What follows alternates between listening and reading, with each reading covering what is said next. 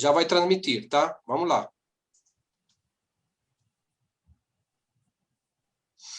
Já aviso. Estão perguntando aqui. Vocês mandam um link, tá? Porque eu não Pronto. sei. Boa noite a todos. Sejam muito bem-vindos à OAB Tatuapé. Peço desculpas, primeiramente, pelo atraso. Tivemos problemas de ordem técnica e atrasamos 15 minutos a atividade, mas já estamos aqui retomando esta nossa live, promovida pela Comissão de Direito de Família e Sucessões, precedida pela doutora Cleição Gisbert, a quem desde já, agradeço por mais uma atividade conosco aqui da subseção do Tatuapé. Dou as boas-vindas também aos nossos palestrantes, Márcio Leopoldo e Vinícius Ferreira. Muito obrigado por estarem presentes, por terem aceito o convite da doutora Cleição. Em nome da doutora Rosimeire, da Solidária da Silva Mateus, a nossa presidente, de toda a diretoria, o doutor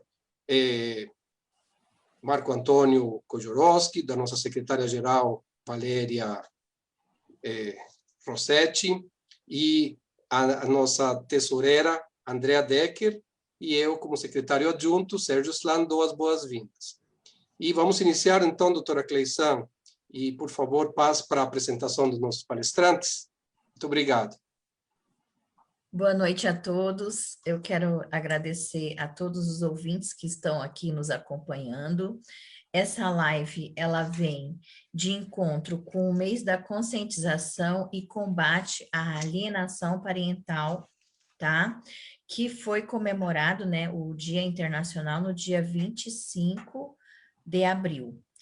E o nosso tema da nossa live é sobre a importância da oitiva da criança e do adolescente, que precisam ser ouvidos nos processos, né? Então, eu vou falar aqui sobre os nossos convidados especiais e, primeiramente, eu quero agradecer a subseção OAB Tatuapé, a nossa presidente, doutora Rosimeire Mateus, toda a diretoria. Eu cumprimento aqui em nome do doutor Sérgio Slan, que está aqui representando, e eu quero falar um pouquinho, né, fazer a apresentação dos nossos convidados. Primeiramente, o senhor Vinícius Faria Ferreira, ele é presidente da Associação Nacional em Defesa dos Filhos pela Igualdade Parental, ANFIPA, também membro da Comissão de Direito de Família, Sucessões e Juventude, da Infância e da Juventude da OAB Lapa, também capacitado em alienação parental pelo Ministério Público do Rio de Janeiro, e ele vai nos falar um pouco o que é a ANFIPA e também vai nos falar sobre qual é o entendimento, né, sobre a questão da oitiva. E também quero apresentar aqui o senhor Márcio Leopoldo Maciel, que é filósofo e consultor jurídico e é o idealizador da campanha, tá? Filho não é mobília. Então, depois também o senhor Márcio, ele irá falar um pouco sobre essa campanha nacional, internacional, a campanha, se eu não me engano, já virou internacional, é um movimento que surgiu de grupos pequenos de pais, né, e mães que sofrem alienação parental, e esse grupo foi tomando uma grande proporção devido à sua união. Então, agora eu vou passar a palavra ao senhor Vinícius Ferreira, para falar um pouquinho da ANFIPA, e aí logo depois já podemos começar sobre o nosso tema, a importância da oitiva da criança e adolescente no processo. Boa noite a todos. Vinícius está com a palavra. Boa noite a todos. Obrigado, doutora Cleição, Sérgio, Márcio. Quero agradecer o convite, né, a oportunidade de estar falando aqui na OAB Tatuapé. E para a gente não perder muito tempo, gostaria de falar um pouquinho da ANFIPA. A Anfipa é a Associação Nacional em Defesa do Direito dos Filhos à Igualdade Parental, né? Ela surgiu, na verdade, de uma associação de pais também, chamava Sou Pai Não Visita, que recebia particularmente homens que eram afastados dos seus filhos em razão da alienação parental, mas que foi crescendo e a gente acabou tendo, na verdade, pedidos de mães afastadas, de avós afastadas, e aí a gente chegou numa encruzilhada, porque a gente não podia manter o nome Sou Pai Não Visita e receber mulheres vítimas de alienação parental também. Então, a associação foi crescendo, a gente fundou a Anfipa em 2018, e a Anfipa, ela, por estatuto, ela está ligada tanto à parte de desenvolvimento de conhecimento, até a parte de elaboração de leis, a parte de assessoria e acolhimento aos pais, né? Ela tenta atuar nesses momentos, nesses aspectos. Bom, no ano passado a gente teve essa pandemia, não é? E vocês devem estar acompanhando que junto com a pandemia de Covid a gente teve a exacerbação da pandemia de alienação parental.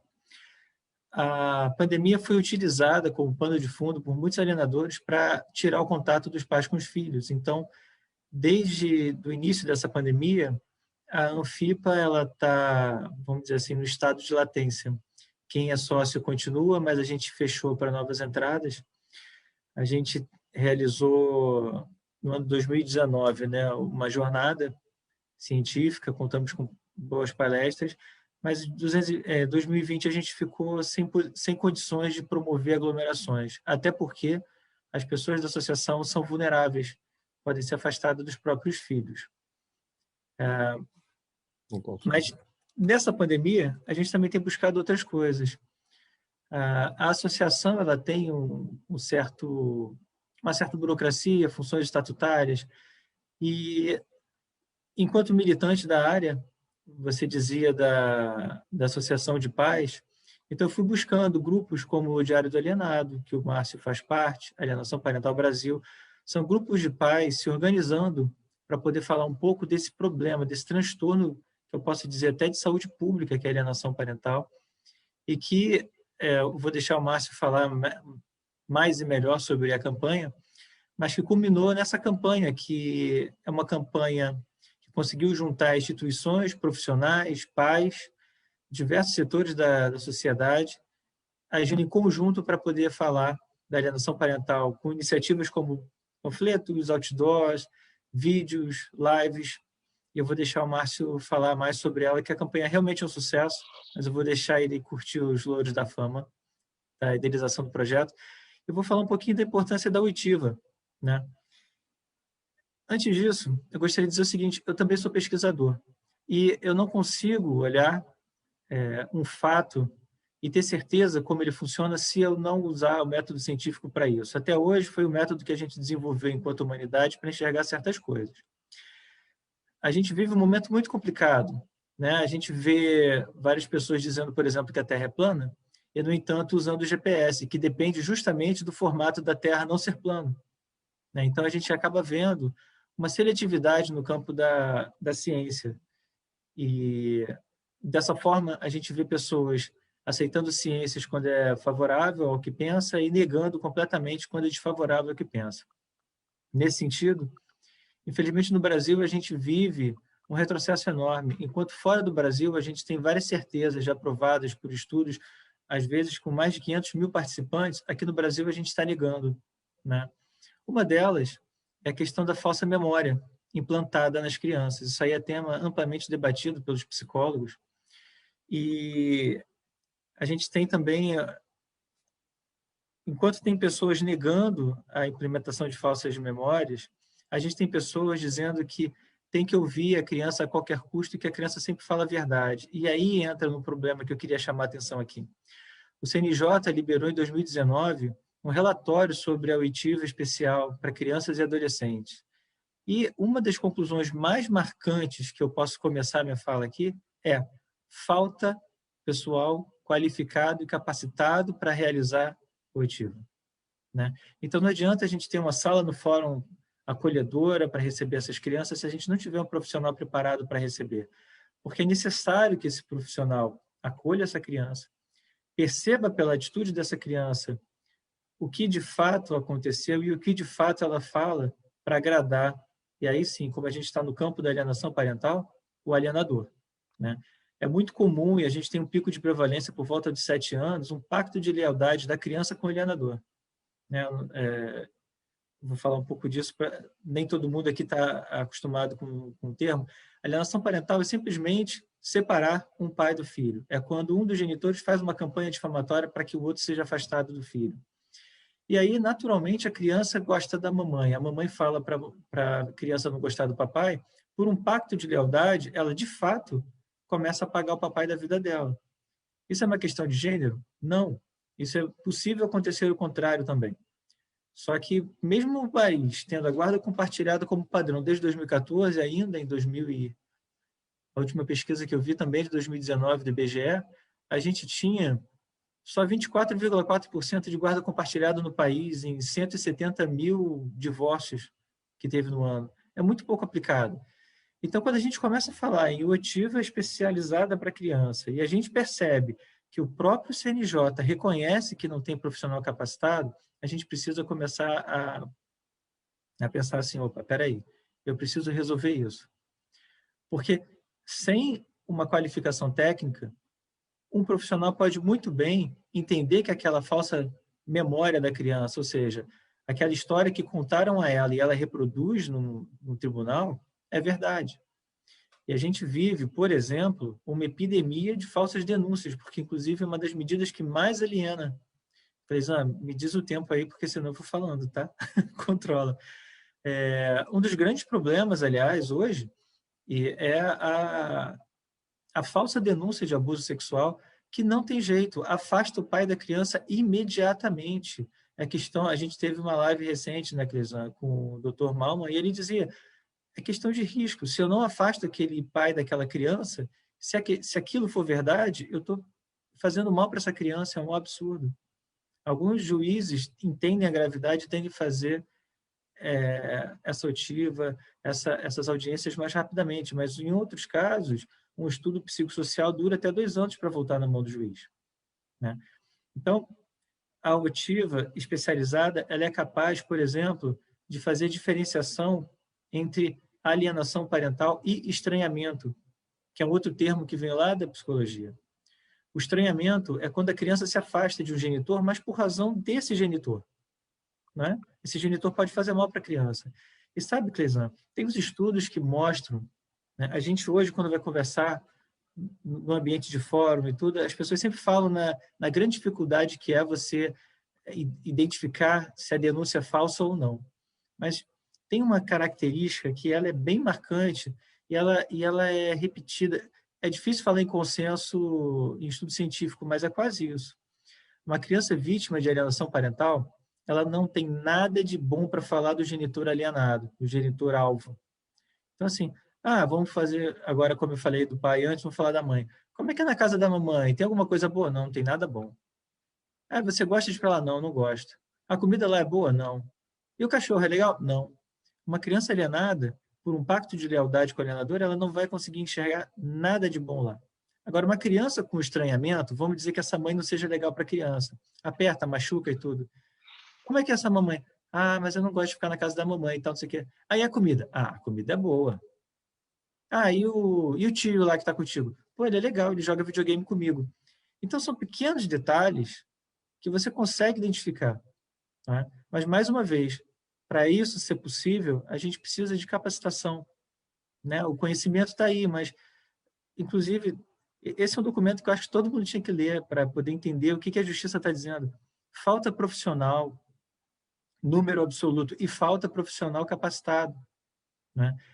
A pandemia ela favoreceu isso também, Cleisan, que a gente está fazendo hoje, bem ou mal, transmitindo para advogados, transmitindo para psicólogos, transmitindo para pais que estão passando por isso. O que a gente fala, o que a gente vai passando de conhecimento também vai abrindo os olhos dessas pessoas. Porque, por exemplo, também numa questão judicial, um pai que entende um pouco do processo, ele consegue se preparar melhor, né? Então, assim, de tudo que está acontecendo, É claro que a oitiva especializada é muito importante, mas a gente precisa tornar essas leis factíveis, não é? A gente tem a Lei 13.431, e que ela é excelente no seu enunciado. Ela diz aqui que uma criança que sofre violência psicológica se torna elegível para a oitiva. Isso é muito importante, porque o que acontece? A sociedade vê claramente uma violência física. Você consegue ver uma equimose, uma contusão, você consegue ver uma criança, de repente, sem mexer com a mão porque está machucado, sem mexer o braço, mas as feridas psicológicas, elas não são vistas com facilidade. E aí, de novo, eu tenho que recorrer à ciência, e eu posso dizer, com peso de evidência bastante forte, que uma ferida psicológica, muitas vezes, é mais dolorida e traz mais sequela para a saúde mental e para o desenvolvimento dessa criança do que uma física. E aí, para a gente sair um pouco da ciência, tem até aquela música que diz que um joelho ralado dói bem menos que um coração partido. Então, assim, mesmo no conhecimento popular, a gente vê que essas coisas se repetem. E no enunciado da lei está ali. O que é violência psicológica? Ela escreve qualquer conduta de discriminação, depreciação, desrespeito em relação à criança. E aí vem, se a gente for pegar no artigo 4, inciso 2, na linha B, o ato de alienação parental, assim entendido como interferência na formação psicológica, fazendo referência a 12.318, ou do adolescente, promovido ou induzido por um dos genitores, pelos avós, ou por quem tem sob sua autoridade, guarda ou vigilância, que leve ao repúdio do genitor ou que cesse o prejuízo estabelecido à manutenção de vínculo com esse. Então, essa lei é importantíssima, porque ela definiu a alienação parental como violência psicológica e colocou essa criança agora justamente no ambiente da escuta especializada, né? A gente só precisa aplicar essa lei como ela está escrita, né? Superar essas dificuldades. Vinícius, eu achei muito interessante lá o que você estava falando. O que eu observei, que você falou, né, sobre a criança quando ela está alienada e quando existe o estranhamento, né? Então, dá para perceber o seguinte: a criança alienada, como você bem falou, ela tem um pacto com o alienador, então, assim, nada na casa do outro genitor é bom. Quando a criança está na fase do estranhamento, por exemplo, a comida é boa, de repente, né, um tio é legal. Na fase do estranhamento, no caso, o foco é naquele que está sofrendo a alienação, né? Aquele que está sofrendo a difamação, né? No caso, o outro genitor. Quando a alienação parental, no caso, a criança já está num nível avançado, que na verdade, quando ela está no nível avançado, nem na casa mais do genitor ela vai, porque ela não quer ir, né? Chegou naquele nível que a criança ou adolescente mesmo fala, no telefone já fala, não precisa mais nem a mãe ou o pai pressionar, ficar ameaçando, falando. Ela mesmo já fala, não quero ir. Então, assim, é muito complicado. A alienação parental, ela é uma situação assim que destrói famílias, e não só famílias que houve uma ruptura por causa de um divórcio, por causa de repente não precisa ter acontecido, né, um casamento, um matrimônio, mas você se envolveu, teve um filho, alguma coisa, e você pode estar passando por isso. E a alienação parental, é bom falar que ela não acontece só quando o pai e a mãe estão separados, não convivem juntos. A alienação parental também pode acontecer de forma velada ou de forma explícita, né? Às vezes, dependendo do lado da família, às vezes faz comentários desagradáveis da outra avó, da avó paterna, ou a avó paterna faz comentários desagradáveis da família materna, e por aí vai, né? Às vezes a própria mãe, o próprio pai fala assim, olha, aquele teu irmão lá não vale nada, eu não quero o nosso filho na companhia e vice-versa. Então, nós temos que ter muito cuidado, porque às vezes isso acontece mesmo no casamento. Se isso pode acontecer mesmo no casamento, imagina numa separação, num divórcio. Mas o que eu digo é sempre assim: os sabe, Cleison, adultos, eles têm que se curar, têm que se tratar. Porque os adultos saudáveis dificilmente vão deixar nossas crianças e adolescentes doentes. Pode continuar, seu Vinícius. não, é porque, assim, eu ia acrescentar, você falou de como é difícil reatar laços, e eu achava importante até falar para as pessoas que estão assistindo, porque tem uma confusão muito grande, e eu até brinco, coco e cocô se escreve de forma muito parecida, mas são coisas completamente diferentes. Então, quando a gente vai falar de alienação parental, é muito comum que as pessoas confundam ato de alienação parental com alienação parental com síndrome da alienação parental, que são coisas completamente diferentes. Então, assim, de maneira muito rápida, né, até para poder falar bem da lei, que inclusive está sofrendo outro atentado agora, né? Então, começou uma outra iniciativa para revogar a lei. Então, vamos lá. O que é um ato de alienação parental? Ato de alienação parental é alguma coisa que você faz para afastar a criança do seu pai.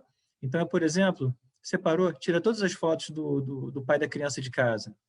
Separou, não deixa a criança falar com a mãe. Isso é um ato de alienação parental. A alienação parental é quando você separa a criança do genitor, alvo. E dependendo de como seja essa separação, eu gosto também de usar o exemplo, né? Água mole, pedra dura, tanto bate da que fura. Então, assim, são atos repetidos, até que a criança vai se afastando do pai, do genitor alienado, você começa a ter a síndrome. Que muita gente fala assim, mas não teve o reconhecimento da síndrome pela parte de saúde, né? Pelo CID, que é o Catálogo Internacional de Doenças.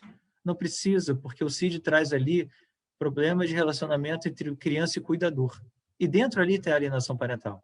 Então, quem fala isso, a ciência não reconhece a síndrome da alienação parental. Desculpa, está falando besteira. Tem que começar a ler. Esse é um grande problema. A internet dá voz para todo mundo, só que muita gente fala sem saber o que está falando.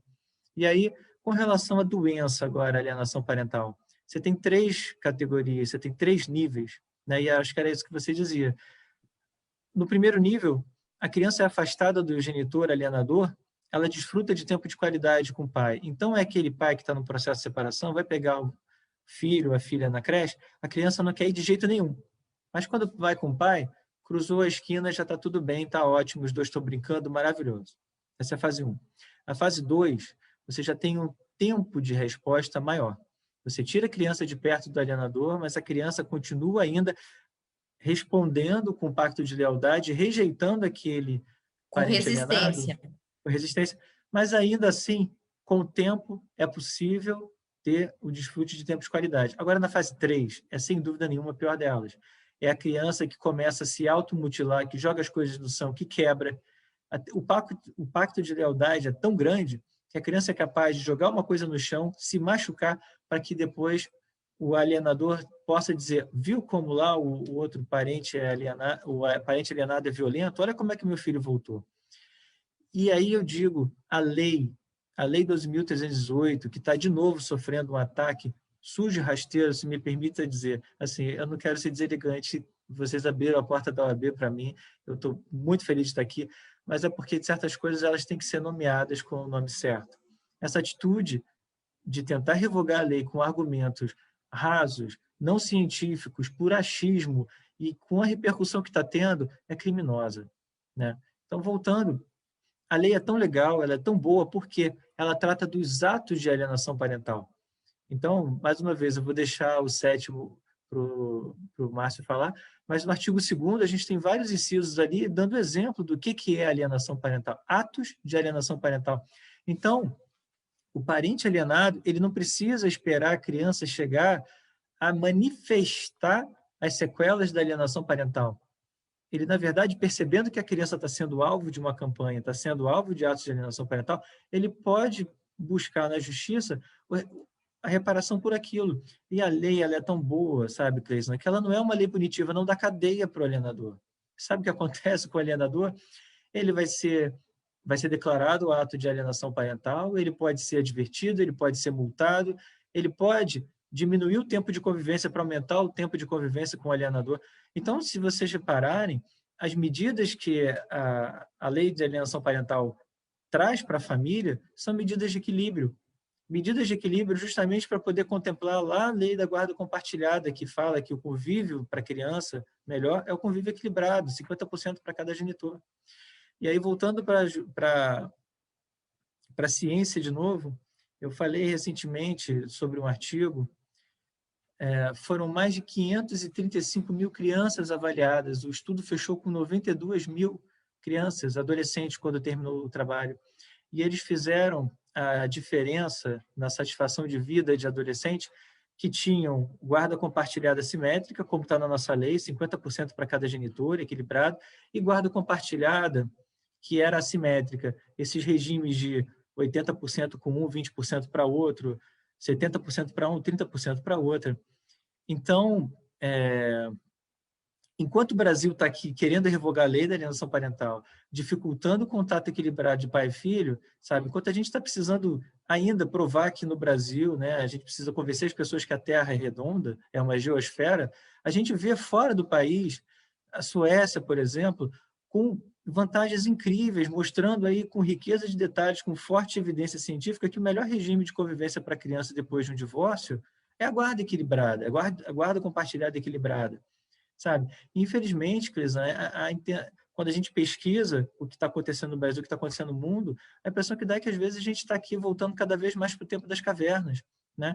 A mulher brigou tanto para conseguir uma condição de igualdade, para estar no mercado de trabalho, para estar de igual para igual, e a gente tem aqui uma advogada, a doutora Cleisan, e se a gente for ver também com relação à alienação parental, quantas mulheres militam em favor da igualdade parental, e como é que a gente, enquanto sociedade, permite que algumas pessoas gritem aí, dizendo que a criança tem que ficar com a mãe. É pior para a criança, e vou dizer uma outra coisa, 2 artigos suecos recentes também mostram isso, a guarda unilateral para a mãe é pior para ela. Ela fica sobrecarregada com a questão de conciliar a maternidade, a parte profissional e a parte de mulher. Ela fica com carga mental de tomar conta disso tudo e ela está menos disponível para a criança. Consequentemente, ela agride a criança. Tem um estudo da PUC, Rio de Janeiro, São Paulo, Recife, que me foi apresentado até pela doutora Ângela Gimenez, que ela mostrou que quem mais agride crianças são mães e avós, né? Que é razoável, porque elas estão mais tempo com as crianças. E hoje a gente está vendo aí uma tentativa de manipular para tentar dizer que o pai é padrasto. Então eu fico, enquanto pesquisador, bastante reticente com essa sociedade que rejeita ciência bem feita como quer, né? Hoje a gente está falando de... era para estar discutindo coisas evoluídas e não defender que a Terra é uma geosfera e que criança precisa de pai e mãe. Não fosse assim, não era preciso um pai e uma mãe para gerar uma criança. Eu concordo e realmente parece que estamos retrocedendo, né? Deveríamos estar gastando nosso tempo com outras informações, né? Com outras situações, outros assuntos mais interessantes que nos ajudem a evoluir como sociedade, como meio ambiente, sustentável, né? E tudo mais. Estamos tendo que lutar por direitos que eu acreditava que já estava definido, entendeu? É pai e mãe. Claro que aqui nós estamos falando de pais e mães responsáveis que querem a companhia dos seus filhos, porque o que acontece também, tem mãe, tem pai que às vezes abrem mão, entendeu? Não pode ficar com a criança, não quer, mãe também, às vezes também pode ser por causa do trabalho, mas aqui nós estamos falando de genitores responsáveis que querem participar da vida dos seus filhos de forma igualitária, equilibrada. Não é que um mais que o outro, não. É os mesmos direitos, né? A Constituição Federal de 1988, ela veio para isso, para deixar todo mundo no mesmo nível. Então, o poder familiar é do pai e da mãe. Antes, não, era só do pai. Com a Constituição, não, ficou equilibrado. Então, nós temos uma pergunta mas eu vou deixar as perguntas para o final, tá? E vou passar a palavra para o senhor Márcio Leopoldo Maciel. Eu só quero fazer uma observação que eu gostei muito do que o senhor Vinícius falou, é isso mesmo, né? Infelizmente, estamos tendo que gastar nossas energias, por exemplo, com esse projeto aí da revogação da lei, né, de alienação parental. Então, assim, querendo mostrar que a lei não traz benefícios. Claro que ela traz benefícios. E outra coisa, a pessoa que comete e que fica provado no processo, ela também pode perder a guarda, tá? Então, assim, é difícil, mas pode. E uma coisa que o Vinícius comentou, que eu, como advogada, percebo, aquela família, aquele pai que possui condições financeiras melhor e procura estudar, saber do assunto e procura também um advogado qualificado, capacitado nesse assunto, ele consegue, né? Não estou falando assim que é rápido, mas tem mais chances de repente, contratar um assistente técnico para poder acompanhar, né, na avaliação psicossocial, para fazer os quesitos. Então, assim, tem essas questões, né? E, por exemplo, quando a criança ou adolescente vai passar por uma avaliação psicossocial, o juiz, ele dá um prazo de 15 dias para o advogado poder indicar um assistente técnico, tá? Só que esse assistente técnico, quem vai pagar é quem indicar, por exemplo. O meu cliente quer, então ele vai ter que contratar esse assistente técnico, provavelmente um psicólogo, né? Para poder estar lá avaliando o serviço do outro psicólogo e fazer os quesitos. Se ele não tem condições financeiras, vai somente o perito do juízo, né? O perito forense, que vai fazer essa avaliação psicossocial. Então, assim, vamos, né, nos capacitar, vamos procurar entender, não vamos levantar bandeiras sem antes saber o que realmente está acontecendo. Como, infelizmente, a maioria dos genitores que sofrem alienação parental é o homem, tá? Por quê? Porque a guarda, mesmo no nosso ordenamento jurídico, sendo que agora é a guarda compartilhada, já vem, né? Antes era mais a questão da guarda ficar com a mãe. Então, está ocorrendo essa mudança, é uma mudança gradativa, né? Só fica a guarda unilateral se um dos genitores abrir mão ou for impossibilitado de exercer. Às vezes ele pode estar doente, incapacidade mental, às vezes pode estar recluso. Então, existe algumas hipóteses que um dos genitores não possa exercer a guarda compartilhada. Ele não podendo exercer, ou ele abrindo mão, a guarda vai ser unilateral. E a questão da oitiva da criança e do adolescente é muito importante, mas tem que ter muito cuidado, como o Vinícius falou, porque criança mente, adolescente mente. A criança não mente. Mente. E se ela já está totalmente alienada, muitas vezes é melhor nem ouvir. Ou fazer um acompanhamento para ver o grau de alienação, para provar essa alienação, né? Porque muitas vezes, dependendo da situação, se a criança já está no nível 3, o nível mais avançado, ela vai lá e não vai falar coisas boas, né? Do genitor. Então, tem que ter muito cuidado com essa oitiva. E o que verificamos é que, às vezes, não só o psicólogo, o perito, não está qualificado para fazer essa oitiva, como também o juiz ou MP para analisar esse laudo, tá? Esse relatório que vai ser fornecido. Porque se o juiz indica o perito forense, que é o psicólogo dele, da sua confiança, porque o advogado não é psicólogo, o juiz não é psicólogo, nem o Ministério Público. Então, se eu estou indicando um psicólogo da justiça, é porque eu confio. E se aquele psicólogo ou psicóloga ou assistente social também não forem qualificados, não conseguir perceber ali os indícios ou já os atos que foram praticados, o nível de alienação vai ter um prejuízo muito grande para ambas as partes, porque uma coisa que o Vinícius falou muito importante, a guarda compartilhada, a divisão de tarefas, de tempo, ajuda ambos os genitores, porque realmente, quando a mulher pega tudo para si, ela sempre está cansada, sempre está exausta, irritada, porque não tem tempo, entendeu? E é complicado. Tem aquelas vezes que realmente não quer que o genitor faça parte.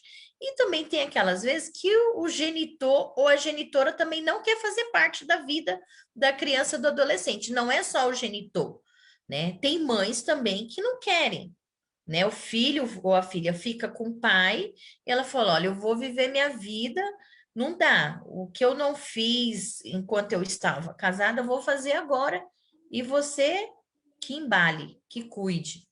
Então, é muito complicado.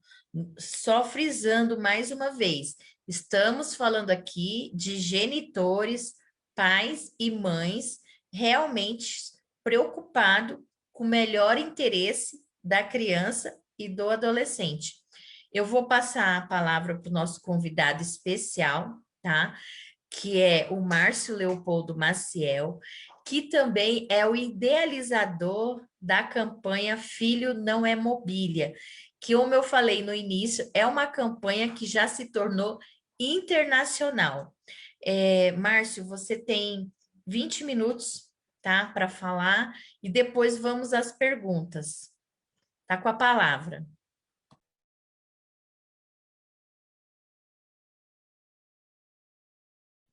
Tá sem áudio. O microfone está fechado. Deixa eu ver. Agora estão me ouvindo? Deu?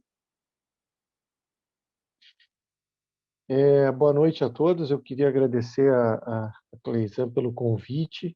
Agradecendo a ela, agradeço a todos. Queria agradecer a OAB Tatuapé pela acolhida.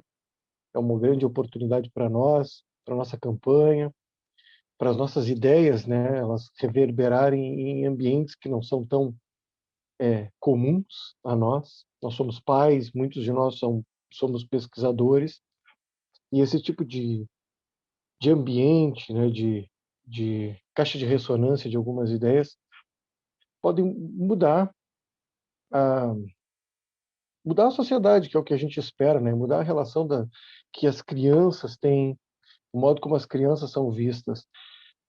A nossa campanha, eu ouvi o Vinícius e pensava, nossa, poderia complementar muito bem o que ele dizia, porque eu vou dizer o contrário, em certo sentido, do que ele disse.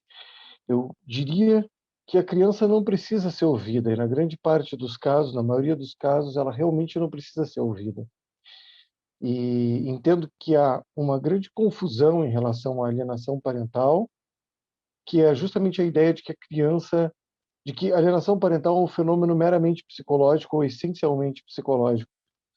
Um dos objetivos da nossa campanha é mostrar que não, que na maior parte dos casos a alienação parental é um fenômeno de afastamento físico que pode ser que ocorrer inclusive com o uso do próprio judiciário, né? O judiciário às vezes inconscientemente acaba operando de modo a produzir esse afastamento.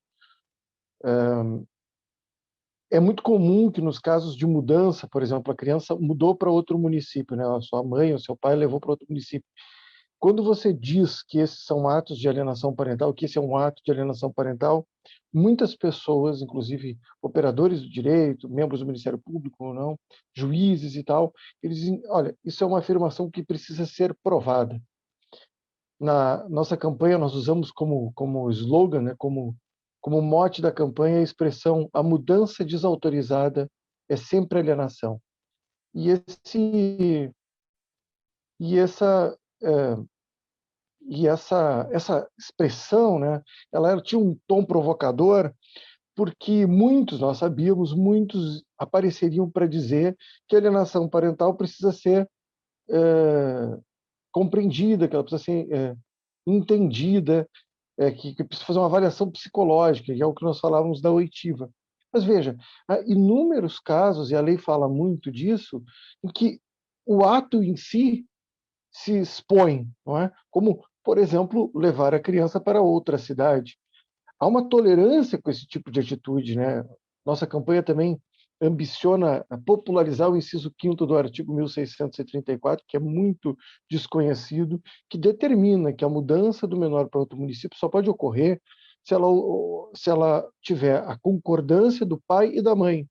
Se houver discordância, é preciso pedir autorização judicial para mudar. E a mudança, dizíamos nós, a mudança desautorizada, portanto, respaldado ainda pelo inciso 5º do artigo 1634, se transforma num ato de alienação parental simplesmente. Por quê? Porque um bom genitor não pega uma criança subitamente e leva para outro lugar num final de semana. A legislação exige da pessoa que ela tenha uma boa vontade em estimular a convivência da criança com o outro. Esse ato súbito de levar para outra cidade já caracteriza por si só a alienação parental. Há diversos outros trechos da lei. Vejamos que o artigo 8º da lei, ele também é pouco falado, nós comentávamos dele na campanha, ele diz que a mudança de endereço da criança é irrelevante para a determinação da competência. Por quê? Porque nos casos de mudança, pelo 147 do ECA, o processo deveria seguir com a pessoa que mudou, não é? Então, se a pessoa morava no Rio Grande do Sul, mudou para São Paulo, o foro competente para julgar segundo o ECA seria em São Paulo, onde está a criança. Mas o artigo 8º vem contrariar isso. Ele diz que se a mudança ocorreu de modo desautorizado, e é uma curiosa redação, porque ela é anterior ao inciso 5º do artigo 1634, o foro competente para julgar é aquele onde a criança estava. Então, de certo modo, a própria lei de alienação parental, ela reconhece que a sua aplicabilidade num caso, se ela reconhece a sua aplicabilidade no caso, ela reconhece o ato de alienação. O artigo 6º fala que, reconhecidos atos de alienação parental e outros atos que redundem no afastamento da criança, o juiz poderá. E uma dessas hipóteses, uma dessas possibilidades, um dos remédios disponíveis ao juiz é a fixação cautelar do domicílio da criança. Imaginemos o seguinte: o casal recém se separou, não tem nada formal, eles estão fazendo arranjos de boca, a pessoa vai morar num apartamento ou numa casa de uma amiga, alguma coisa assim, e no final de semana muda e entra com a ação de dissolução de união estável ou a ação de separação, onde ela foi morar. O juiz poderia fixar cautelarmente a residência do menor onde ele estava antes. Só que há um profundo ranço em relação a isso. E há, aí, para contrariar um pouco o tema, né, há justamente essa ideia de que a alienação parental precisa ser provada em termos psicológicos. É preciso avaliar para se a criança rejeita o genitor. Eu dizia hoje, numa conversa que tinha, que um dos casos exemplificativos da alienação parental é o caso da Medea, né? O que a Medea fez, né? Ela mata os filhos para que o Jasão sofra a perda. O que nós faríamos se nós, com esse conceito de que a alienação parental é um fenômeno meramente psicológico, o que nós faríamos? Tem que fazer a autópsia das crianças para ver se havia ali alienação? Quer dizer que se nós fizéssemos se houvesse um remédio, uma espécie de técnica que verificasse, fazíamos a autópsia da criança e diria, elas não rejeitavam o genitor, elas nem sabiam que morreriam. Então não era alienação parental? Um dos casos clássicos, exemplo de alienação parental, não é alienação parental porque não havia rejeição. O ímpeto do alienador nem sempre é a rejeição nesse sentido psicológico. Pode ser o mero afastamento. O sujeito que sonhou em ter um filho, sonhou em ter o convivência, o contato frequente com o seu filho, de repente descobre que vai vê-lo só nas férias. Há um esvaziamento dessa relação. E é algo ruim para a criança. A lei tenta proteger os laços da criança, a relação com seus familiares. Falávamos muito na campanha do conceito de justificativa. As pessoas costumam entender que se há uma justificativa, então não existe alienação parental, como se as coisas fossem dicotômicas. Ontem eu li um processo em que a mãe argumentou que foi transferida para outra cidade. E ela dizia, a empresa me transferiu para outra cidade, então eu preciso levar a criança. Primeiro que a transferência da mãe não garante que a criança tenha que ir com ela. Pode ser que o juiz avalie que a criança deve ficar com o pai, sobretudo em casos de guarda compartilhada. Mas o mais curioso é que foi feita uma investigação e a empresa foi forçada a responder, e a empresa admitiu que, na verdade, não houve uma transferência da mãe. A mãe havia pedido a transferência. E aí eu li o documento da empresa dizendo que a mãe fez esse pedido. Esse é um genitor apto a cuidar de uma criança? Vamos supor que guarda compartilhada só possa ocorrer quando ambos moram na mesma cidade. Vamos supor isso. Essa mãe que muda, e é muito comum que mude e entre na outra cidade pedindo a mudança do regime de guarda, de compartilhada para unilateral. A lei de alienação também prevê esses casos. Ela diz que a guarda unilateral só deve ser dada ou deve ser dada justamente para aquele que facilita a convivência, que estimula a convivência, aquele que visa, que vai ao encontro do compartilhamento. E quem muda de cidade faz o oposto. Então, quem muda de cidade justamente deveria perder a guarda, né? A guarda tem que ficar para aquele que estimula, a convivência. Então, esses dois elementos da campanha, né? Primeiro, falar do inciso 5º, falar da necessidade de autorização independentemente da guarda. E o outro, provocar o debate sobre o que é uma justificativa, quando é ou não é alienação parental. A gente quer discutir isso, essa noção de que a alienação parental é um fenômeno meramente psicológico. Veja que a lei de alienação parental, eu tinha separado aqui para comentar, a lei de alienação parental considera alienação parental esconder dados da criança, né? Não fornecer os dados da criança. Que tipo de avaliação psicológica cabe aqui? Nenhuma. Você identifica no próprio processo que a pessoa não permite que o outro, por exemplo, vá na escola, pegue documentos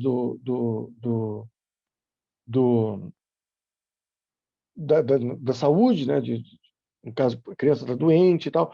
Há muitos casos, né? Em processos, eu já li vários, que você reconhece os atos de alienação parental abundam. A gente sempre diz nos nossos grupos que se um pai precisou buscar o judiciário para conviver com o seu filho, ele já está sofrendo alienação parental. Só que há uma resistência em reconhecer isso, e parte dessa resistência vem justamente dessa espécie de psicologização. Alienação parental, não, então tem que fazer uma avaliação psicológica. Aí você olha no processo.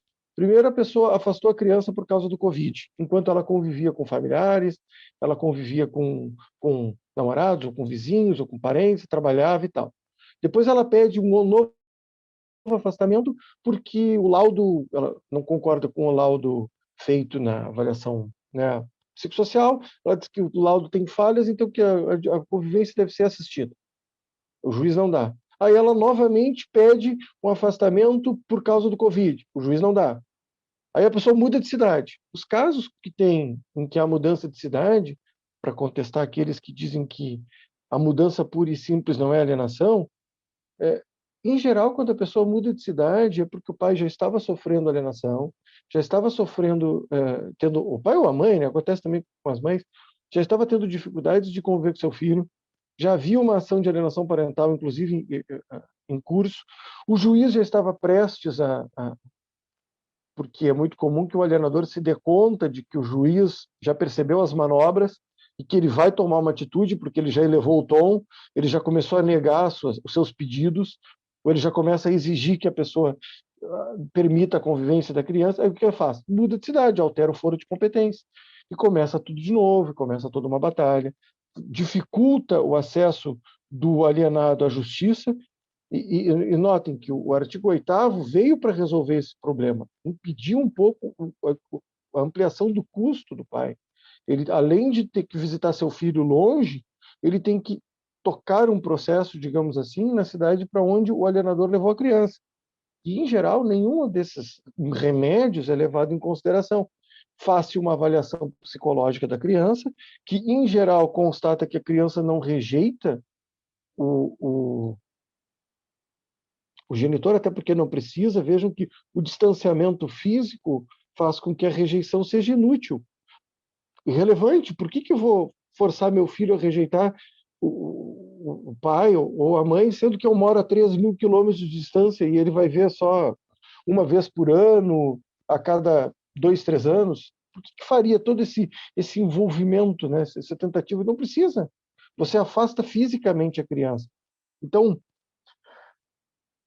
voltando no tema, né, sobre a ouvir as crianças, na grande maioria dos casos não é preciso ouvir as crianças, é preciso ouvir o processo, olhar o processo, está tudo lá.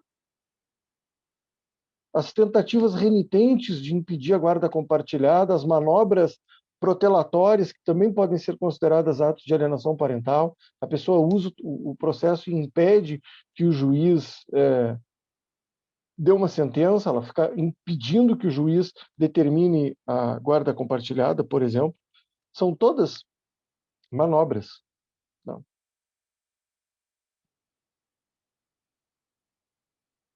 Eu não sei quanto tempo eu ainda tenho, eu não marquei aqui. 5 minutos.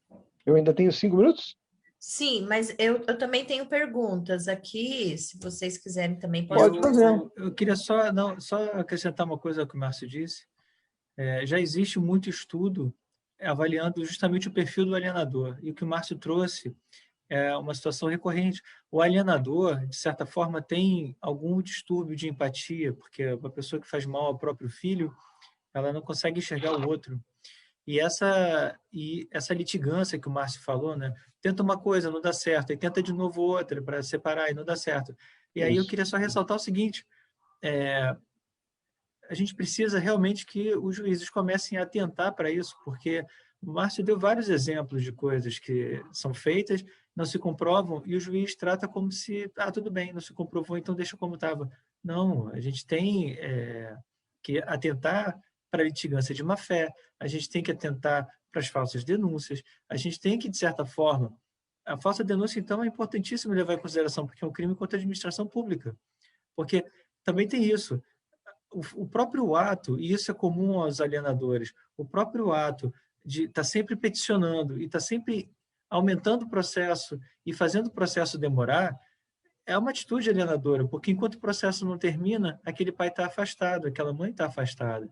Então, a gente precisa também, como eu falei que faltava capacitação para o relatório do CNJ com relação ativa, a gente pode estender capacitação, de maneira geral, para o judiciário como um todo, porque os juízes não podem ser cegos à natureza desse fato de acrescentar o processo, fazer ele demorar a lei do necessário, porque enquanto isso está acontecendo, é um genitor que está sem contato.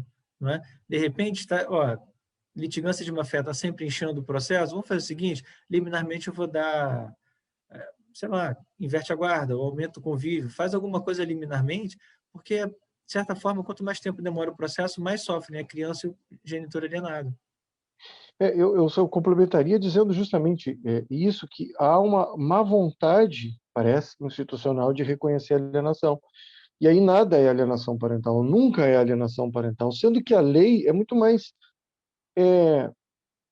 a lei não tem esse caráter psicologizante. Eu leria aqui. O artigo 5º dela diz que, havendo indício de prática de alienação em ação autônoma ou incidental, o juiz, se necessário, determinará a perícia psicológica. Se necessário, era o que eu dizia, em muitos casos não é necessário. A lei também diz que é um parágrafo único do artigo... Acho que é do artigo 6º que fala, caracterizada a mudança abusiva de endereço. A mudança sem autorização, a autorização prevista no inciso 5º do artigo 1634, caracteriza ou não caracteriza uma mudança abusiva? Me parece que é abuso de direito. Será que nesse caso o juiz não poderia determinar a alteração da guarda para a guarda compartilhada ou a sua inversão, ou determinar a fixação cautelar do domicílio da criança onde ela estava antes da mudança súbita, são todos remédios que dependem muito mais de uma conscientização em relação à alienação parental, que a nossa campanha visa fazer, são remédios que visam conscientizar para a importância da convivência do pai e da mãe com a criança, porque se você considera que o problema da alienação parental é o fenômeno psicológico, meramente, e não o afastamento, você passa a aceitar o afastamento. Você quer saber qual foi a causa do afastamento, se ela foi a causa ruim ou a causa boa. Ah, afastou meramente a criança. Ah, não tem problema, então. De que morreu? Morreu de Covid ou morreu de pneumonia? Morreu de Covid. Ah, então é muito mal. Morreu de pneumonia. Ah, então não tem problema. Não é assim. O que a lei visa é manter a criança em contato, em convivência com o pai e com a mãe. E ela diz, olha, cuidado, esse afastamento tem que ter uma causa muito relevante.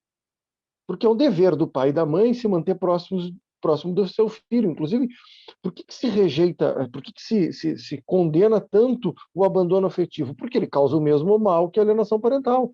São faces são as duas faces da mesma moeda. Então, se você afasta, se você permite um afastamento, o pai vai morar em outra cidade, cabe um abandono afetivo. A mãe pegou a criança e levou a criança embora.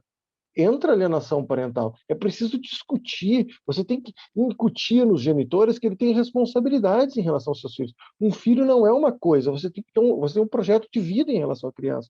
Ah, agora eu me separei de você. O meu projeto de vida não envolve mais o meu filho ter pai. Ou não envolve o meu filho mais ter uma mãe. Porque eu vou ficar perto de uma prima se eu for morar lá, então eu vou levar a criança. Eu vou tirar a criança do pai, do irmão por parte de pai, da avó paterna, dos avós, dos tios, porque lá eu, mãe, ou eu, pai, tenho um primo ou uma prima. E aí isso entra como justificativa aceitável. Por quê? Porque existe um olhar que é condescendente com a alienação parental, que enxerga a criança como um apêndice de um ou de outro, ou da mãe, ou do pai enquanto guardião, porque quando o pai vira guardião, ele vira uma mãe para o judiciário, né? Ele é tão dono da coisa quanto seria se fosse a mãe. A gente vê que esse inciso 5º do artigo 1634, ele é sistematicamente ignorado, e ele visava ampliar o exercício do poder familiar. O Valdir Guizares Filho, que é um doutrinador importante, ele diz que o caput do 1634 não sofreu grande variação, ele só se tornou mais redundante com a lei da guarda compartilhada. Em vez de os genitores, o legislador escreveu ambos os genitores, justamente para marcar a redundância, marcar a importância da participação de ambos nos cuidados da criança. E ele é ignorado, tende a ser ignorado, as pessoas veem de uma maneira condescendente, mudou, mas tinha uma justificativa, não tinha, avalia depois, faça-se uma avaliação psicológica daqui a 3 anos para ver se há ou não alienação parental. Acho que a lei tem remédios, muitos, né? Por exemplo, o artigo 7º fala, é o que eu dizia, né? Atribuição de guarda, preferência ao genitor que viabiliza a efetiva convivência. O parágrafo único que fala de caracterizada mudança abusiva fala de que o juiz poderá inverter a obrigação de levar para ou retirar a criança. Teve um caso recente no Paraná, a mãe mudou de Belém para o Paraná e a justiça determinou que ela tivesse que levar a criança. E ela acabou desistindo da mudança e voltou, parece que voltou para Belém, porque ela não aguentou o peso, né? Acho que o Vinícius queria comentar alguma coisa. Não, era uma pergunta da Cleizan, que ela ia fazer. Eu tenho algumas perguntas aqui que foram feitas no Facebook. Eu vou intercalando, tá? Essa daqui eu vou pro Márcio, essa pergunta. Por que a guarda é sempre da mãe? Quem fez a pergunta foi o Luiz Fernando Nascimento. Por que a guarda é sempre da mãe? Meu filho pede, implora para morar comigo, mas a justiça entende que a mãe é melhor para ele, mesmo que ele não ache isso. Eu poderia responder juridicamente, mas vou passar a palavra para o nosso convidado especial, Márcio Leopoldo. Aliás, a Cleisan falou o termo jurídico, eu só queria fazer uma correção, que ela disse que eu era consultor jurídico. Na verdade, eu sou consultor político. Porque eu acho que ela deve estar muito acostumada com o jurídico, e aí saiu o Desculpa, eu me jurídico. confundi, é Não, verdade. tem um termo Obrigado pela correção, consultor político, isso mesmo. tem um termo na filosofia que a gente estuda muito, que é a ontologia, um O. E de tanto falar ontologia, quando eu quero falar viu? A antologia, que é por exemplo, a antologia dos Beatles, eu falo a ontologia dos Beatles. Mas, assim, eu acho que o ponto é o seguinte: meu filho pede para ficar comigo. Depende muito da idade. Porque a guarda é sempre da mãe, meu filho pede para ficar comigo, implora para morar comigo, mas a justiça entende que a mãe é melhor para ele, mesmo que ele não ache isso. Era bom também saber a idade, A idade. dessa criança ou adolescente, né, Luiz Fernando? É muito comum, Cleisan, que os genitores entendam que isso pode indicar um comportamento alienador, inclusive. Não estou dizendo isso dele, né? Mas, assim, quando a criança está com a mãe, ela diz que quer ficar com a mãe. Quando ela está com o pai, ela diz que quer ficar com o pai. Isso acontece muito. E aí os pais entram na justiça. Meu filho, uma criança de 3 anos, diz: ele quer ficar comigo, só comigo. E aí o outro diz: não, mas ele quer ficar comigo, só comigo. E a solução da psicologia nos últimos 40 anos é bem simples. A criança vai ficar com os dois, não tem problema. Ela fica com os dois, ela fica metade mais ou menos do tempo com o pai e metade mais ou menos do tempo com a mãe. É o melhor para a mãe, é o melhor para o pai, é o melhor para a criança. Isso comprovado cientificamente, como dizia o Vinícius. A divisão de tempo de convivência é boa para todos, para todos. A criança se envolve na vida de todos. Eu outro dia publiquei um vídeo da ministra Nancy Andrighi falando exatamente isso. Dizia ela: a guarda compartilhada de verdade é a guarda em que há convivência equilibrada, em que há o tempo de convívio, né, dividido entre os genitores. A criança brinca com com a avó paterna, a criança vai para a casa da avó materna e convive com ela, desenha, pinta, volta para a casa do pai, vai para o jogo de futebol com o pai, depois vai para a casa da mãe. Essa é a solução. A gente tem que criar uma cultura de ver com maus olhos a ideia de que eu quero a guarda do meu filho só para mim. Eu acho que a gente tem que incentivar uma cultura de eu quero a guarda do meu filho para nós dois. Né? Nós temos Uma que criar cultura saudável, né? Cultura uma cultura saudável. nos Estados Unidos, por exemplo, em que isso já está mais arraigado. É difícil as pessoas falarem nesses termos, assim: poxa, eu quero que more comigo, ou eu quero que more com a mãe. Tem que morar com os dois, salvo alguns casos em que as pessoas moram em cidades distintas ou que é muito distante uma casa da outra, mas em geral você consegue fazer um arranjo que a criança fique um pouco com o outro e aprenda e tenha a vivência qualificada desses dois universos. Vai crescer ao lado do irmão por parte de pai, vai crescer ao lado do irmão por parte de mãe, vai ter os primos, vai ter os tios, vai ter todo esse ambiente rico, e é um ambiente que protege a criança. Veja que e aí falávamos da oitiva, né, e desses problemas mais sérios ou de abuso ou de violência contra a criança. A convivência equilibrada, já diziam os americanos lá atrás, nos anos 80, quando começaram a debater guarda compartilhada com a Judith Wallerstein, a convivência equilibrada cria uma rede de proteção à criança. Porque quando a mãe está com a sua criança como se ela fosse um casulo fechado, uma espécie de Kaspar Hauser, coisas perversas podem acontecer ali dentro. Ou com o pai. Você não sabe. Como é que o pai vai fiscalizar isso, que é o ideal da guarda unilateral? Você fiscaliza, mas como? Se o sujeito bate na criança e a criança só aparece 15 dias depois na casa do pai, ela já até esqueceu que apanhou. Os hematomas já sumiram. Agora, se foi ontem, ontem o tio, ou a mamãe, ou o papai, ou o vovô me bateram, ou me tocaram. É ontem. Se não é ontem, é anteontem. Né? É próximo. E a pessoa fica com medo. Não vou bater numa criança que vai para a casa do pai toda roxa amanhã. Se é daqui a 15 dias, não tem problema. Pode alguém mais perverso pensar. Então, a chance de você proteger a criança, quanto mais gente cuidando, melhor. A rede de apoio, né? A mãe do pai, a mãe da mãe, são dois grupos, né? O vizinho de uma casa, o vizinho da outra, vê que a criança a importância da escola para perceber isso, né? Se a criança está indo bem ou não. São mais pessoas cuidando.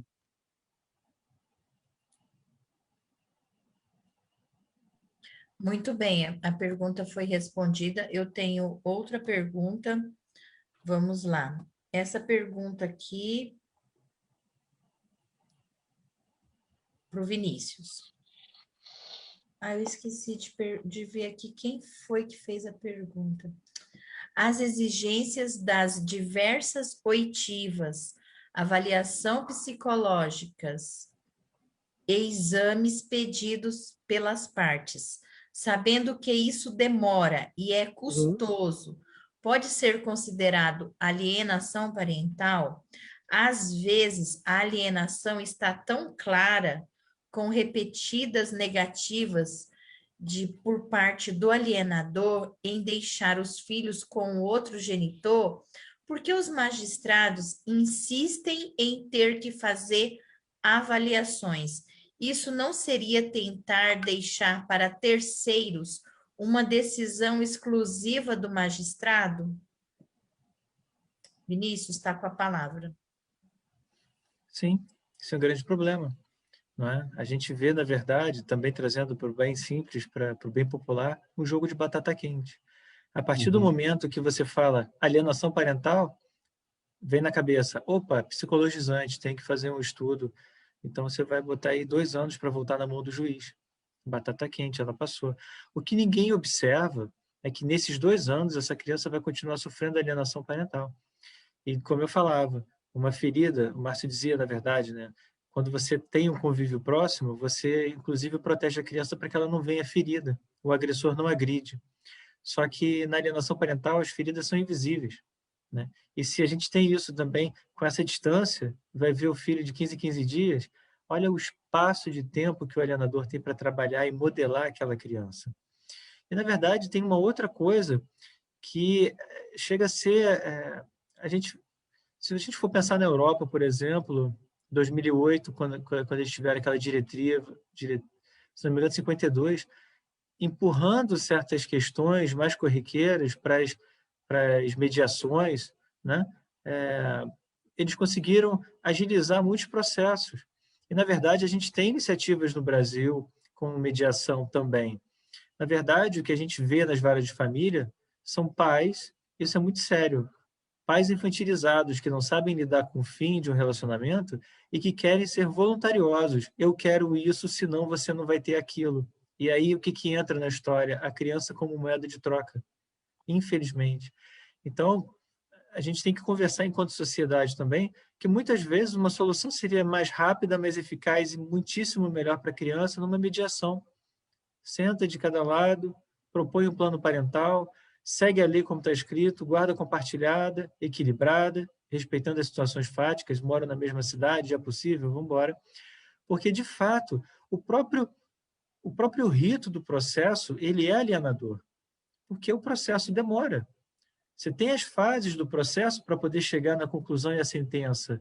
E isso é muito doloroso para a criança. A gente tem que pensar, quem tem 40 anos passa um ano, é quase nada. Mas para uma criança que tem 2 anos, um ano é metade da vida dela inteira. Então a gente tem que entender a relatividade do tempo, é tirar um pouco o foco. É por isso, na verdade, que eu acabei entrando na Anfipa, porque é uma coisa que eu sempre tive muito claro. A gente não pode discutir alienação parental, a gente não pode discutir guarda, a gente não pode discutir divórcio sem olhar para a criança que está sofrendo com isso, não é? E aí, voltando para a ciência novamente, por que eu falo tanto da guarda compartilhada? Porque, inclusive, os primeiros estudos da guarda compartilhada foram comparando resultados de crianças no desenvolvimento, resultado escolar, saúde, quem adoece mais, quem adoece menos, comparando crianças que estavam em casais intactos, né, para a ciência, casais intactos são casais casados, casais divorciados com guarda compartilhada e guarda unilateral. Então, a gente vê que a gente não precisa, hoje em dia, manter um casamento infeliz, que pode resultar até em violência dentro de casa e violência para a criança. Mas, ao mesmo tempo, a gente não pode impor para a criança uma violência porque o casamento se findou. Não é? Mais do que nunca, a gente entender a fragilidade da criança, focar no bem cuidado da criança e entender que a conjugalidade, ela pode ter fim, mas a parentalidade não. Você não tira o DNA de uma criança com a separação. Toda aquela, e ainda mais agora que a gente vê com muita força o direito sistêmico, o uso de constelação familiar para poder entender certas dinâmicas na separação. Então, a gente tem que ver que, quando a gente está falando de uma criança, a gente está falando de todo um sistema que vem antes dela, né? Então, sim, o processo em si é alienador, e um processo que tem cada vez mais etapas, mais petições, ele é um processo ruim para todo mundo, até para o juiz. Até para o juiz, porque quando começa a passar de 500, 600, 700, 900 páginas, 900 folhas, o juiz já vê aquilo com uma vontade. E a gente acaba sabendo de casos e casos. Vazou áudio de uma conversa de um juiz com um advogado, onde eles diziam basicamente isso, eles não aguentavam mais determinado processo, porque fica grande, pesado. E aí, ao invés de reclamar com o secretário, devia tomar uma atitude, né? Olha, vamos encerrar esse processo aqui, é isso, isso, isso e ponto. Pum, vamos. Então, sem dúvida, o processo em si é alienador. Quem fez a pergunta foi o Simval Souza, tá? Consegui aqui identificar o ouvinte aqui, que está nos ouvindo, que fez a pergunta. Também tem mais aqui, mais duas, tem inúmeras perguntas, mas não vai dar para responder todas. Então, vamos fazer mais duas perguntas. Uma situação que eu queria mencionar, que o Márcio falou, que com essa pandemia houve a incidência aumentou muito, né, de afastamento do convívio do outro genitor. E uma situação que se agravou no judiciário, principalmente os colegas que militam na área de família, são as avaliações psicossociais. Por quê?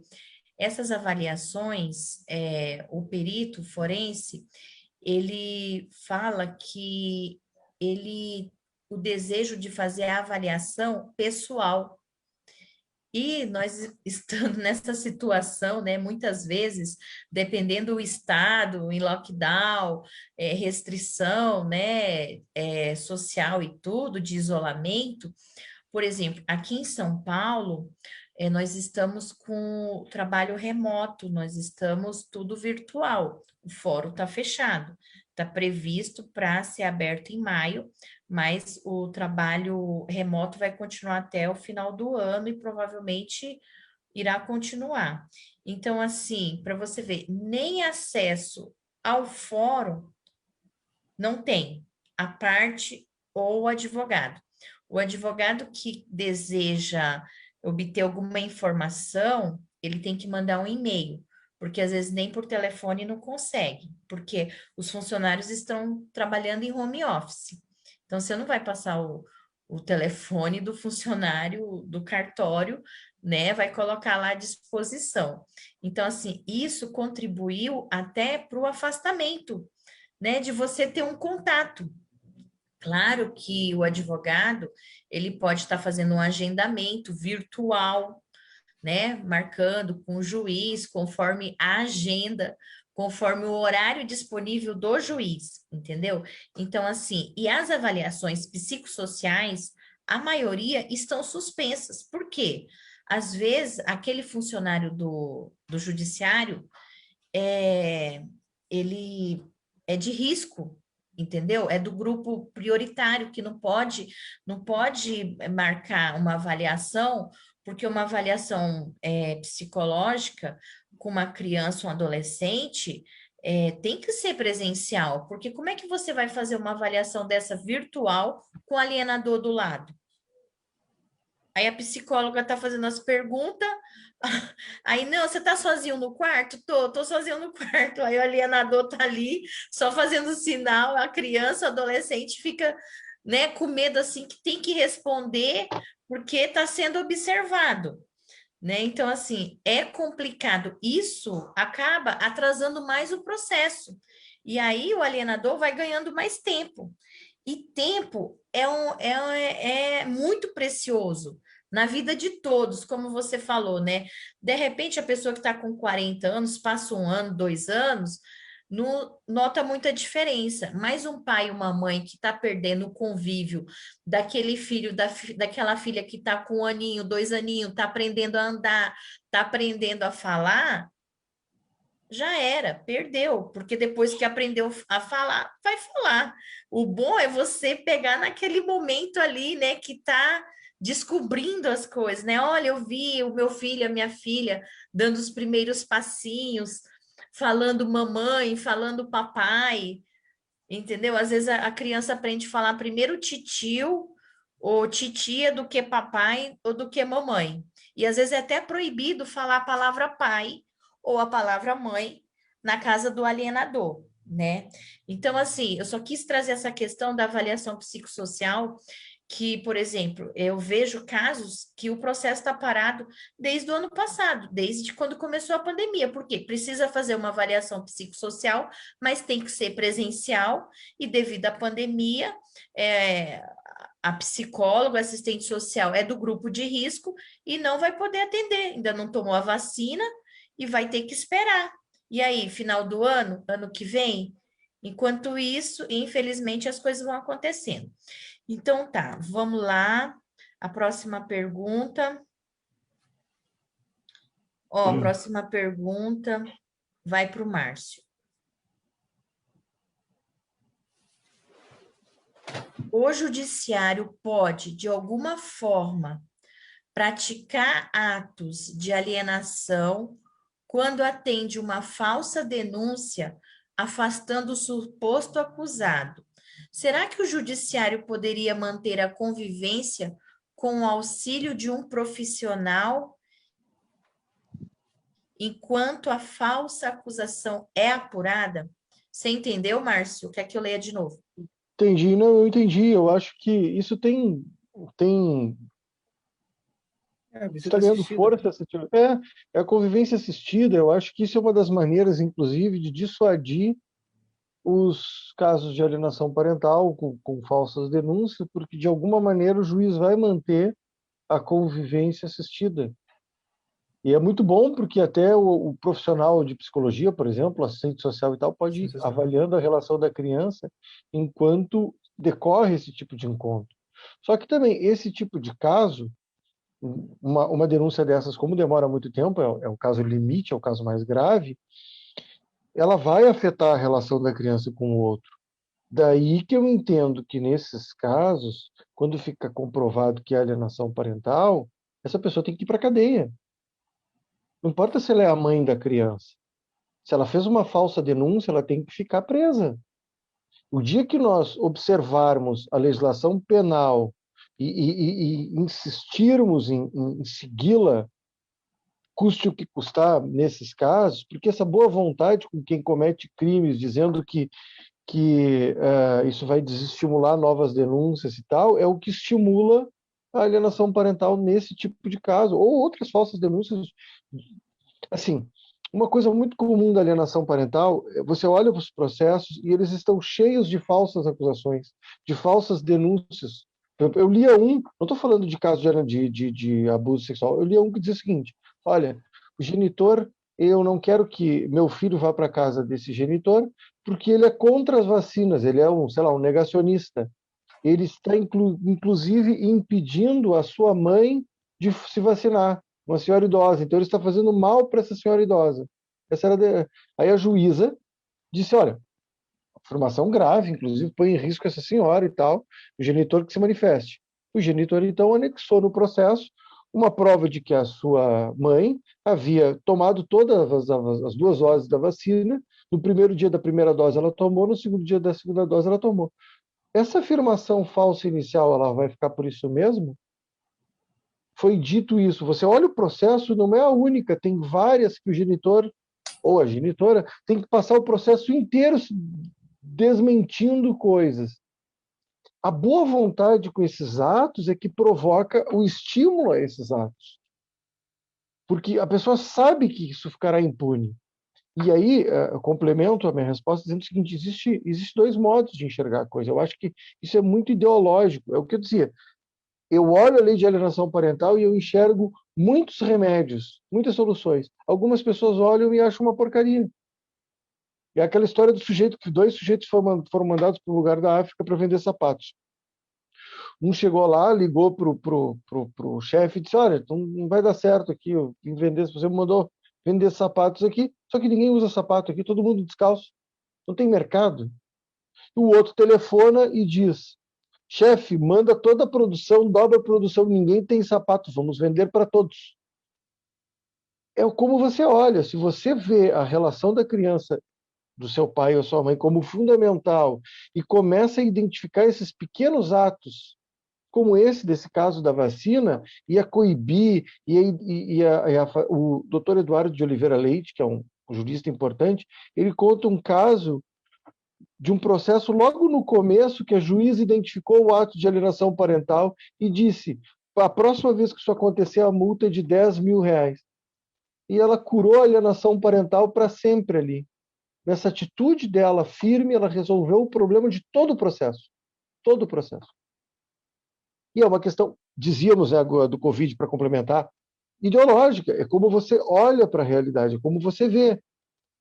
Hoje eu via uma entrevista de um desembargador dizendo, um desembargador do Rio Grande do Sul, que nos pedidos de afastamento do Covid, a tendência era dar, que o padrão era dar, afasta, e que esse era o certo. Já um outro desembargador também do Rio Grande do Sul dizia que a tendência é não dar, e o certo é não afastar, que é fazer de tudo para não afastar. Qual dos dois está certo?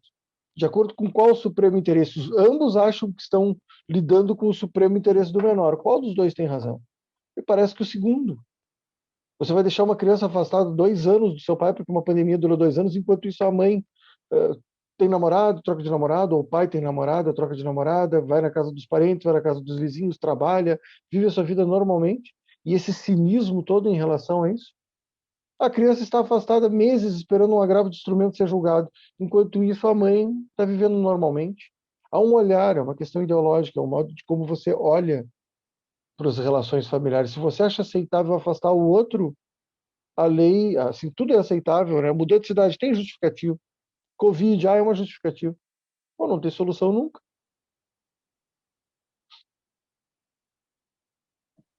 Isso mesmo, é interessante, né?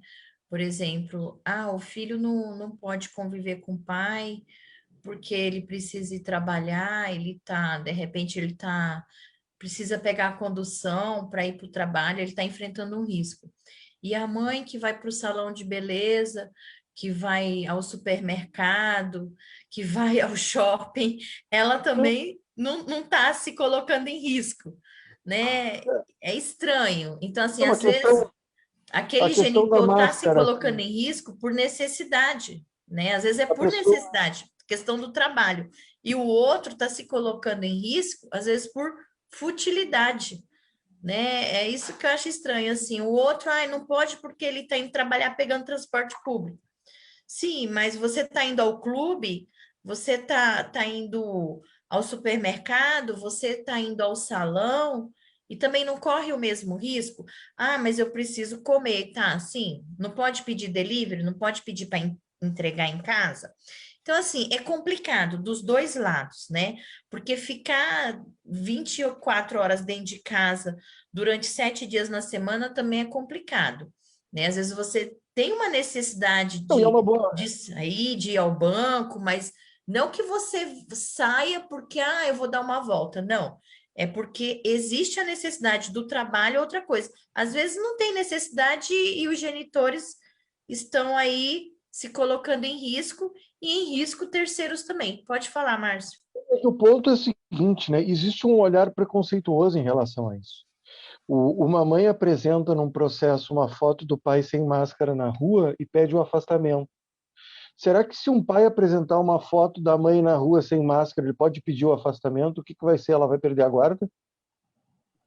Ele Não, vai né? apresentar uma foto da mãe sem máscara na rua e vai dizer, olha, ela... Quer dizer, Não, mas existe... deveria.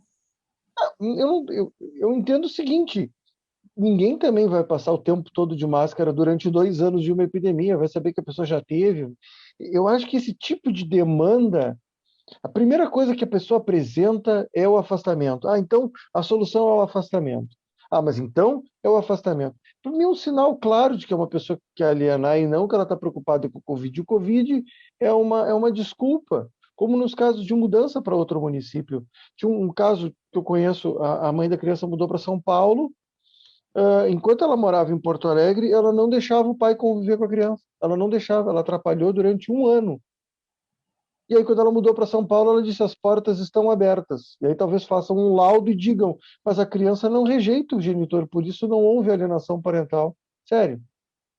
Você permite que a pessoa seja infantil, cínica e infantil no processo. Você faz vistas grossas a isso. Pois é, É em relação absurdo. a isso, até para acrescentar, a gente falava do processo, né? O processo é feito baseado, entra com uma petição e a outra parte entra com as razões dela, justifica e tudo. E o que acontece geralmente, é um padrão em processo de alienação parental, o alienador ele entra com uma petição onde ela coloca alguma coisa verdadeira e muitas mentiras. E aí acaba que a outra parte gasta boa parte da petição mostrando que aquelas histórias, aqueles fatos são mentira. E aí entra com alguma coisa nova.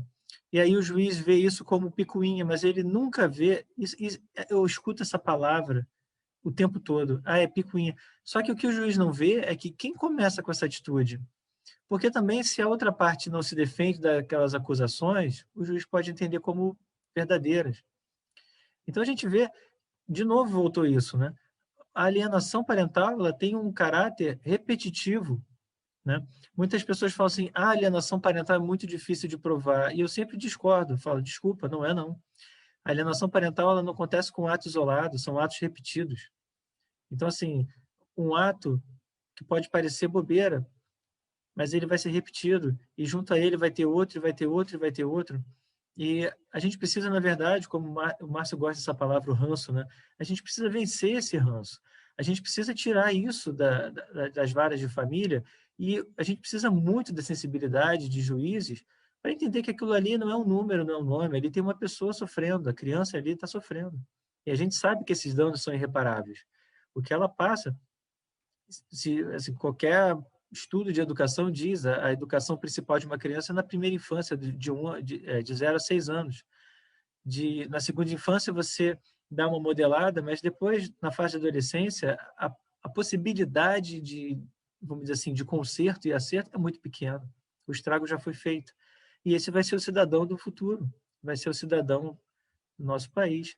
A gente precisa muito da sensibilidade dos juízes para fechar ali na hora, como o Márcio muito bem colocou.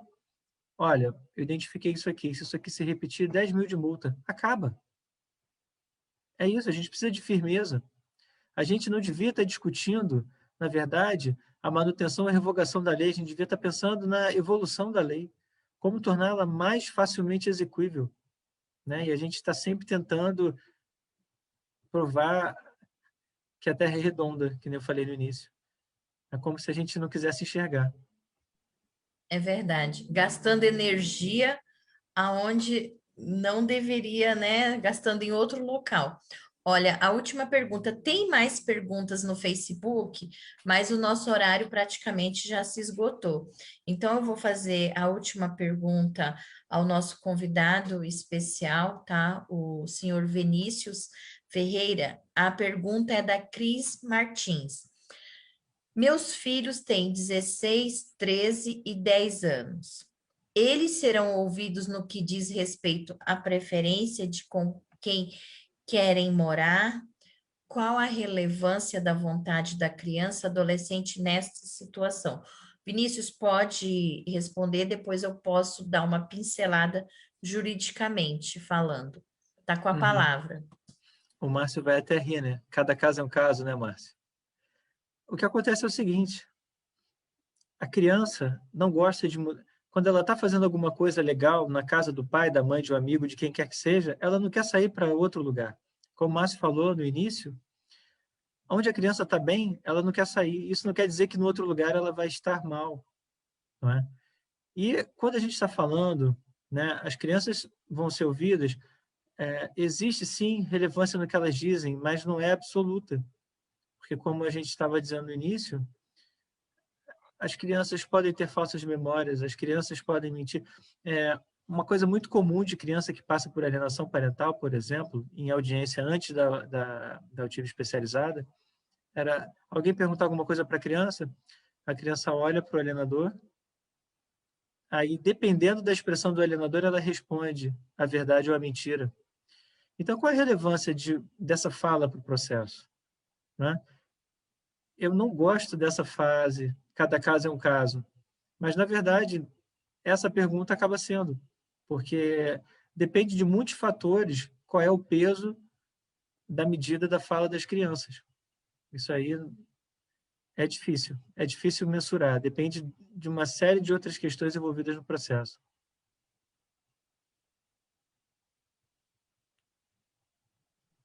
Ok, eu vou passar a palavra para o doutor Sérgio Islan, que está representando aqui a nossa presidente, doutora Rosimeire Soledade Mateus. Doutor Sérgio, com a palavra. Muito bem. O que eu posso dizer é que pena que a gente tenha tempo para acabar.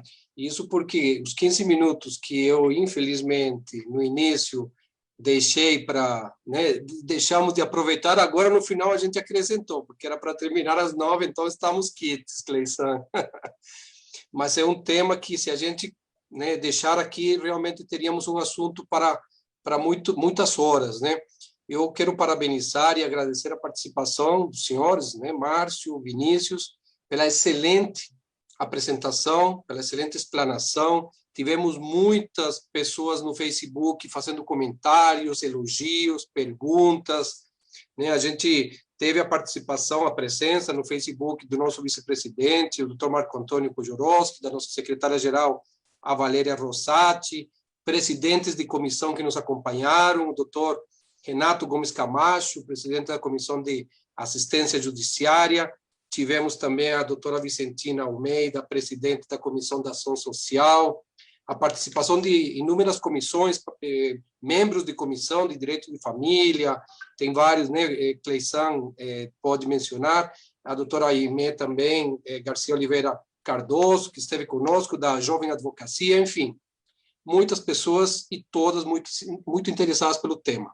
Então, eu espero que possamos aproveitar novamente a participação dos senhores em outra oportunidade, né, doutora Cleição? Que a gente possa trazer outros assuntos relacionados a este tema que gerou tanto interesse dos nossos participantes.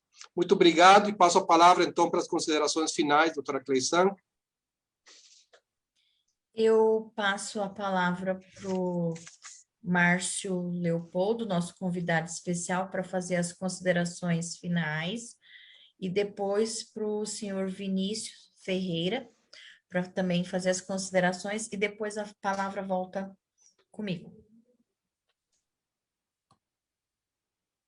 Márcio está com a palavra. Eu queria só agradecer, não quero me estender muito, acho que já tomei o tempo das pessoas, a gente já avançou bastante e percorremos muitos desses temas, né? Foi bastante importante. Eu queria agradecer, então, a doutora Cleição, ao doutor Sérgio, pela oportunidade e agradecer a instituição, a OAB Subseção Tatuapé, e convidar as pessoas que quiserem saber mais sobre a campanha, procure no Google o Filho Não é Mobília. Tem um manifesto que nós escrevemos sobre essa problemática da mudança dos filhos. Talvez eu não tenha me explicado muito bem aqui, mas lá no manifesto está a explicação, né? filhonoemobília.blogspot.com.br, tem o manifesto, ou procure manifesto no Google. Tem as nossas páginas também, não é difícil de encontrar. E novamente, agradeço o convite. Foi uma honra para mim participar.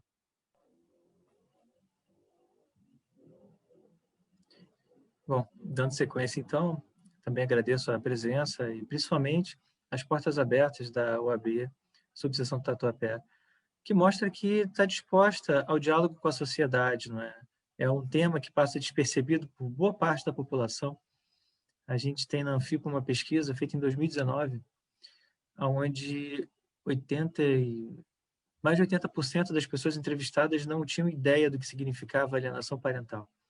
No entanto, juntadas de 3 a 5 pessoas, né, em pequenos grupos, para apresentar o que é a alienação parental para as pessoas, 100% dos grupos tinham um caso próximo. Ou alguém estava sofrendo, ou alguém próximo. Então, isso diz uma coisa muito importante para a gente. Talvez o nome não seja fácil para o leigo, mas é uma situação muitíssimo recorrente. E a gente precisa, sim, falar, por isso agradeço novamente a oportunidade de estar falando aqui. Contem comigo sempre que precisarem, estou disposto a participar o máximo possível. Eu estudo esse tema justamente para isso, é para trazer para as pessoas, para tirar o conhecimento das prateleiras da academia, para que a gente possa entender na rua e beneficiar a sociedade. A gente precisa fazer isso. Obrigado. Eu, mais uma vez, agradeço, né, aos dois convidados por terem aceitado o convite da Comissão de Direito de Família e Sucessões da OAB Tatuapé e também da nossa subseção da OAB Tatuapé. Também quero agradecer a presença do Dr. Adalberto Tamura, o presidente da Comissão de Direito Tributário, que estava nos assistindo, a toda a Comissão de Direito de Família e seus membros que fazem parte, né, desse trabalho todo juntamente comigo, doutor Rafael Temperini, o nosso vice-presidente, doutora Silvia Hernandes, nossa primeira secretária, doutora Tânia Araco, a nossa segunda secretária. E também, em nome, né, da doutora Rosimeire Soledade Mateus, eu quero agradecer a oportunidade e o apoio que foi nos dado nesse evento, que é um evento que trata de um assunto polêmico, né, mas que ele tem que ser enfrentado de forma séria. O tanto é que vocês puderam perceber, né, que os nossos convidados estavam plenamente capacitados para falar do assunto. E olha que eles não são advogados, tá? Só para vocês estarem sabendo, quem está aqui nos ouvindo, porque eu sempre trago advogados, né? Esse ano teve psicólogo e tal, então, assim, o senhor Márcio Leopoldo, ele é filósofo, pai, e é consultor político. E o Vinícius Ferreira, ele é o presidente da Anfipa, né? Ele é capacitado pelo curso do Ministério Público do Rio de Janeiro, membro da Comissão de Direito de Família da OAB Lapa, daqui de São Paulo. Ele está no Rio de Janeiro. E o nosso convidado, Márcio Leopoldo, está... É Porto Alegre ou é Pelotas, Márcio? Eu estou em exílio em Pelotas, mas eu era de Porto Alegre. Pois é, então a nossa live aqui é interestadual, tá? E eu e o doutor Sérgio estamos em São Paulo, capital. Então é isso, é o meu boa noite. Infelizmente não deu para responder todas as perguntas, mas eu acredito que esse ano possa ser que teremos uma outra oportunidade, né, com esses convidados de excelência que aqui nos prestigiaram. Então, mais uma vez, eu agradeço a todos e o nosso boa noite. Fiquem com Deus. Boa noite. Obrigado. Boa noite. Boa noite.